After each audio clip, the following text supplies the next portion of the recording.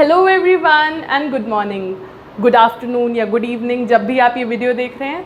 तो बेसिकली आज का जो टॉपिक है हमारा वो है टेम्परेचर। इससे पहले वाली वीडियो पे भी हमने इसी बारे में बात की थी कि इंसुलेशन क्या होता है, अर्थ का हीट बजट क्या है and everything else that is required to be known for this topic.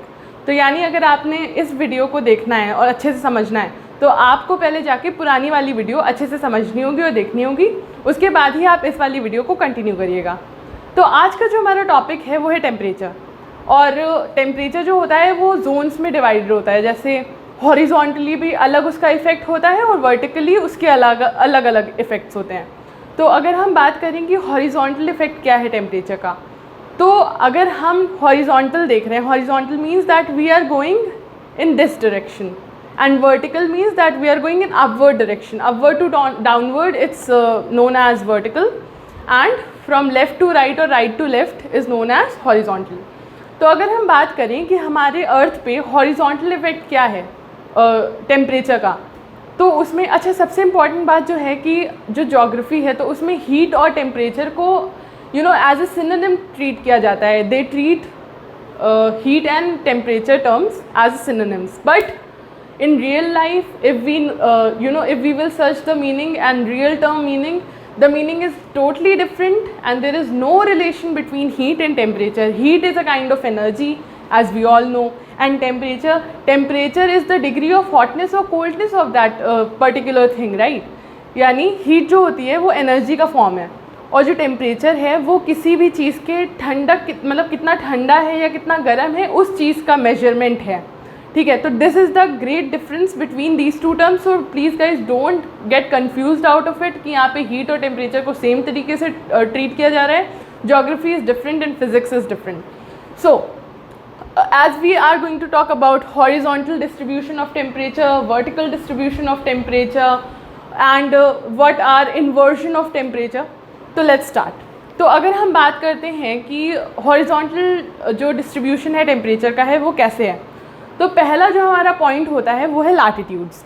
Latitudes we all know these are the horizontal lines that are these are imaginary lines that are available on earth. We have created these lines ताकि हमें समझ आ सके कि हमें कैसे distance देखना है, कहाँ से कैसे मतलब किस तरह से हमें कोई भी चीज़ लोकेट करनी है। तो लैटिट्यूड्स एंड लॉन्गिट्यूड्स का वही काम है, इसके अलावा ज़्यादा कोई काम नहीं। मतलब ये बहुत ही ज़्यादा इंपॉर्टेंट टॉपिक है। Of course this is a very important and useful phenomenon, लेकिन यहाँ पे इस टर्म में इसका यही यूज़ है कि हमें उसका डिस्टेंस या लोकेशन पता करने के लिए लैटिट्यूड एंड लॉन्गिट्यूड की हेल्प लेनी पड़ती है। So these are not real. ये सच में ऐसा नहीं होता कि अर्थ गोल है उसमें ऐसे ऐसे लाइनें बनी होंगी, नहीं। These are created by us, it's only our imagination. Earth is totally plain. तो अगर हम बात करते हैं लैटिट्यूड की, तो लैटिट्यूड में जिस तरह से मान लीजिए पोल्स हैं, ठीक है, एक अर्थ है, ठीक है, अर्थ के दोनों साइड पे पोल्स हैं, बाकी सब, और जो इक्वेटर है वो सबसे बड़ी इमेजिनरी लाइन है, ओके।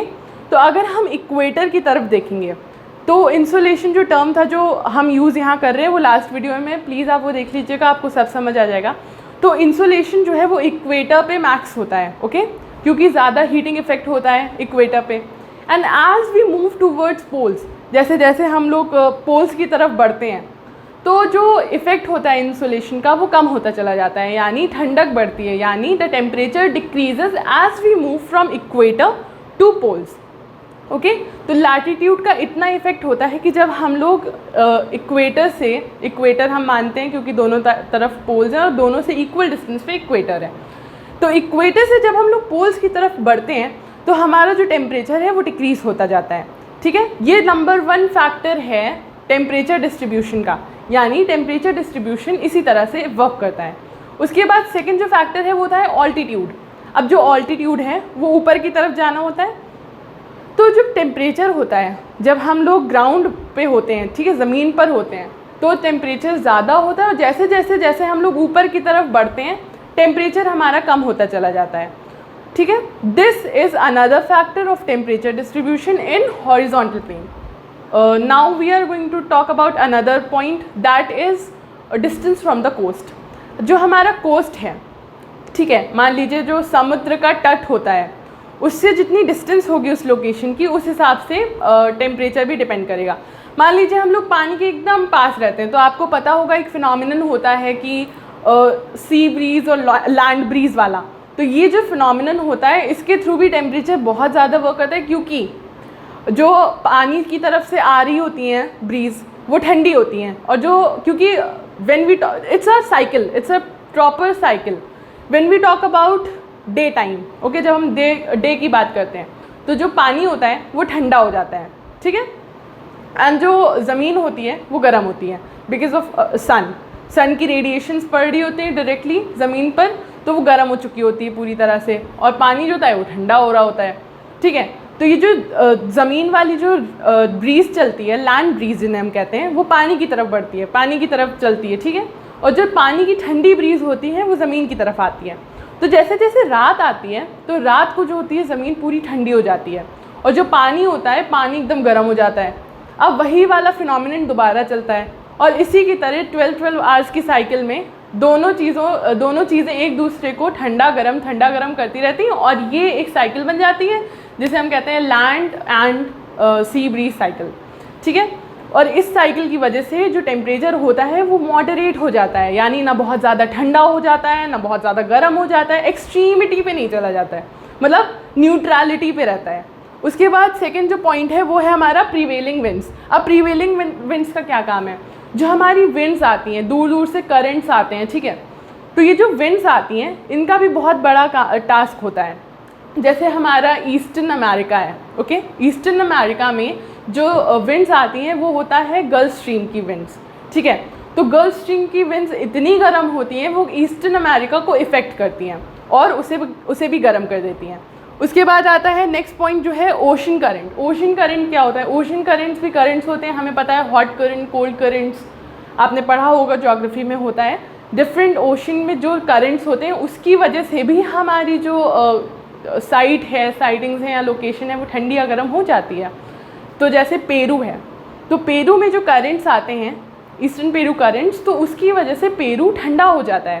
पर गल्फ स्ट्रीम के जो करंट्स होते हैं जो हमारे फ्लोरिडा को हिट करते हैं, तो फ्लोरिडा पे उसका ये इफेक्ट होता है कि वो इतना गर्म हो जाता है कि we can not tell, okay. अब नेक्स्ट है डिस्टेंस फ्रॉम द कोस्ट। अब डिस्टेंस फ्रॉम कोस्ट क्या है? अगर हम डिस्टेंस फ्रॉम कोस्ट की बात करें तो यही वही पॉइंट है कि हमारा जो, जैसे मान लीजिए वी आर इन लखनऊ या वी आर इन दिल्ली, तो हमारे यहाँ से कोस्ट बहुत दूर है। तो जो कोस्ट पे जो मतलब स्टेट हमारा है, जैसे मान लीजिए महाराष्ट्र की बात कर लेते हैं, या फिर depends on whatever the coast is, जो भी एरिया कोस्ट के एकदम पास होगा वहाँ को जो टेम्परेचर होगा वो बहुत ज़्यादा ठंडा होगा with comparison to the place which is far away from coast, क्योंकि वो गर्म होगी, उतना ज़्यादा ठंडी नहीं होगी।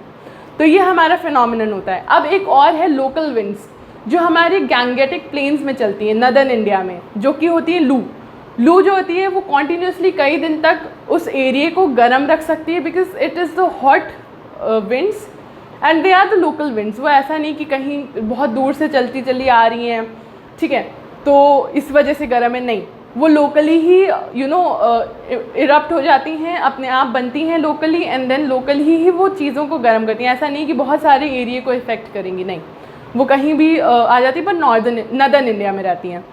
इसके बाद अब हमारा नेक्स्ट टॉपिक है इन्वर्जन ऑफ टेम्परेचर।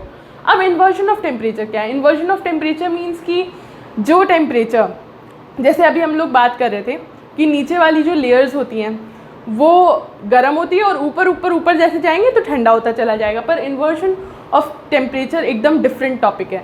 इस टॉपिक में हमें ये पता चलता है कि जो हमारी नीचे वाली लेयर्स हैं वो ठंडी हैं और ऊपर वाली लेयर गर्म है। पर ये ऐसे नॉर्मली नहीं मिलता है। ये कहाँ मिलेगा? या तो we can see this phenomenon in ozone layer, यानी जो ओजोन लेयर है, स्ट्रेटोस्फीयर, स्ट्रेटोपॉज, आपको याद होगा जो हमारी सेकेंड वीडियो थी उसमें हमने बताया था, तो उस वाली लेयर में या तो मिलेगा, या हमें माउंटेन्स में मिलेगा, माउंटेन वैली जहाँ पे होती है वहाँ पे हमें ये फिनोमिनन देखने को मिलेगा। या फिर हमको ये फिनोमिनन मिल सकता है देखने को जहाँ पे टेरेस्ट्रियल रेडिएशन होता है, जो हमने लास्ट वीडियो में डिस्कस किया था कि जो अर्थ होती है वो कुछ रेडिएशन जो होती है सन का, वो उसे अब्जॉर्ब कर लेती है और फिर बाद में रिफ्लेक्ट कर देती है। तो वो वाला जो फिनोमिनन होता है वहाँ पर ये फिनोमिनन देखने को मिलेगा। तो इस फिनोमिनन में क्या होता है कि इस फिनोमिनन में जैसे मान लीजिए नीचे वाला जो टेम्परेचर है, मतलब नीचे वाला जो ग्राउंड लेवल है वो गर्म है, ठीक है, ऊपर ऊपर ठंडा होता जाता है, पर इसमें यही सिस्टम रहता है, इसमें ये सिस्टम हो जाता है कि ऊपर वाला एरिया गर्म रहेगा और नीचे वाला एरिया ठंडा रहेगा। अब ये कैसे पॉसिबल है? मान लीजिए we are taking an example of mountain and valley system.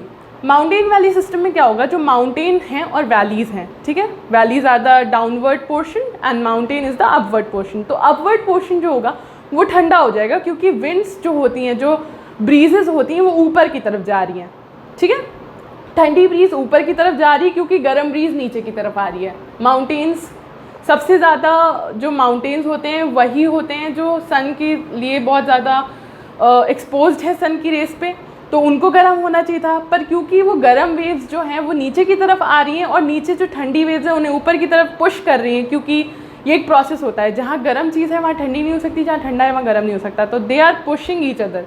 I have made one diagram as well, you can see over there. In this diagram we are understanding valley inversion. In valley inversion, the descending air is warm and the ascending air that is going upward to the mountain area, mountain peak, these are cold air. This is cold air, okay? So this was the phenomenon of valley inversion. उसके बाद जैसे हमने यहाँ लिखा है upper air inversion, ये ozone layer की बात है। ओजोन लेयर जो होती है वो हमारी यूवी रेस को पूरा अब्जॉर्ब कर लेती है, जैसे हमने वीडियो में बताया था लास्ट टाइम। तो जो ओजोन लेयर हमारी यूवी रेस को अब्जॉर्ब करती है तो वो इतना गर्म हो जाती है, वो लेयर इतना ज़्यादा गर्म हो जाती है कि उसके जो नीचे वाली लेयर्स होती हैं वो उसके कंपैरिजन में ठंडी लगती हैं। इसी वजह से ये फिनोमिनन इतना रेयर है, यानी ओजोन लेयर पे ही देखने को मिलेगा। उसके बाद ये ग्राउंड एंड सरफेस इन्वर्जन, वो टेरेस्ट्रियल रेडिएशन वाला इन्वर्जन है। और ये साइक्लोनिक इन्वर्जन क्या होता है? अब हमें पता है कि हमारे यहाँ जो अर्थ है तो उसमें साइक्लोन्स भी बनते हैं। साइक्लोन्स क्यों बनते हैं? साइक्लोन्स इसलिए बनते हैं क्योंकि कभी ठंडी और गर्म ब्रीज मिक्सअप हो जाती हैं, तो इसकी वजह से साइक्लोन्स बन जाते हैं, लो प्रेशर एरियाज़, ओके। तो यहाँ पर ये रेयर फिनोमिनन देखने को मिलता है इन्वर्जन का। अब हम बात करते हैं वर्टिकल डिस्ट्रीब्यूशन ऑफ टेम्परेचर की। अब वर्टिकल डिस्ट्रीब्यूशन ऑफ टेम्परेचर क्या है? जैसे मान लीजिए हम ग्राउंड की तरफ चलेंगे, तो ग्राउंड की तरफ जो हमारी एयर है वो डेंस होती है ड्यू टू ग्रेविटेशनल फोर्सेस, यानी ग्राउंड की तरफ जो एयर होगी वो ग्रेविटेशनल फोर्सेस की वजह से इतनी ज़्यादा डेंस होगी कि वहाँ पे मैक्सिमम टेम्परेचर डिस्ट्रीब्यूशन देखने को मिलेगा, उसके ऊपर जाएंगे तो नहीं मिलेगा उतना, okay. And the second thing is that temperature of lower layer is less than that of the upper layer, यानी नीचे वाली लेयर का टेम्परेचर ज़्यादा होगा ऊपर वाली लेयर के कंपैरिजन में। ये इन्वर्जन ऑफ टेम्परेचर का ही नेक्स्ट पार्ट है, ये दोनों एक साथ ही हैं, ओके। Now what is that thing? That is what is known as ground inversion. Terrestrial radiation से हमने ये टेम्परेचर और हाइट का ग्राफ बना के आपको दिखाया है। This graph is very important with perspective of any examination that is of higher level, advanced examination like IAS, UPSC and civil services, everything like that, PCS and all these phenomenons are important if you are in class 6, 7, 8, 9, 10th, 11th, 12th, okay, or graduation or anywhere. These things are really important, so you can, you can have a guidance through these topics. इससे knowledge आपकी खुद की बढ़ेगी and आपको ये topics पता होने चाहिए, क्योंकि आप लोग रह रहे हो, ठीक है, अर्थ पे रह रहे हो, उसकी सेफ्टी भी हमारे ही हाथ में है, right. So we need to take measures, okay. We should not depend on someone else कि अच्छा हाँ वो उसके पास ज़्यादा पावर्स है, सबके पास पावर्स होती हैं। We are our own leader, और वी कैन से कि we are the one who are staying and living on this planet. तो ये हमारी खुद की यूनिटी है कि हम लोग बचा सकते हैं अपने प्लानट को। And in every video I say that please save earth, because if we can convert Mars into earth, if we are trying to convert it, we can convert our earth into old earth which was really very healthy, okay. So I hope that this video would help you all, and I hope you are staying safe and please get vaccinated because vaccines are there। and अभी तो delta plus का भी एक मतलब delta plus variant आ चुका है अब corona का, विच इज़ इनएविटेबल। जो लोग कह रहे हैं कि इट्स इनएविटेबल, कोई नहीं रोक सकता, it's very dangerous. So please get vaccinated and be safe, stay at your own homes, and your own safety is in your own hands, right?